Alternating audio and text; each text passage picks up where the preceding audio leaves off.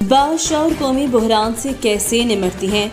गुज़िश्ता बरसों कोरोना की वबा ने यूरोप को बहुत बुरी तरह अपनी लपेट में लिया और जहां इंसानी जानों का ज़या हुआ, वहीं इन मुल्कों की मईशत को भी कोरोना वायरस ने बुरी तरह मुतासर किया।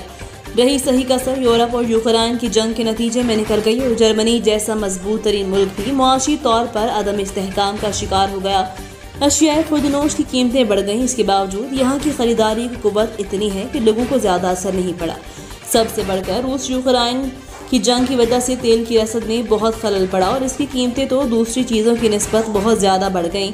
हमारे कई दोस्त जिनके पास गाड़ियाँ थी, उन्होंने घर में खड़ी कर दी। इन हालात में यहाँ की हुकूमत ने एक ज़बरदस्त काम किया कि उन्होंने 3 महीने के लिए सिर्फ 9 यूरो पाकिस्तानी तकरीबन 1800 रुपये में एक ख़ास टिकट मुतारिफ करवाया, जिसकी मदद से आप पूरे जर्मनी में लोकल, ओरिजिनल रेल और बसों में सफ़र कर सकते हैं।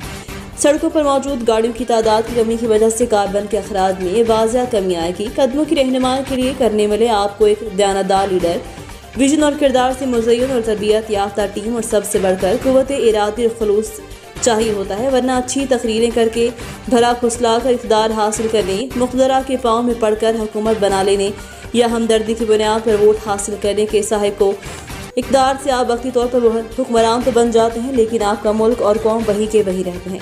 क्या कभी हमारे मुल्क में भी ऐसे हुक्मरान आ सकेंगे?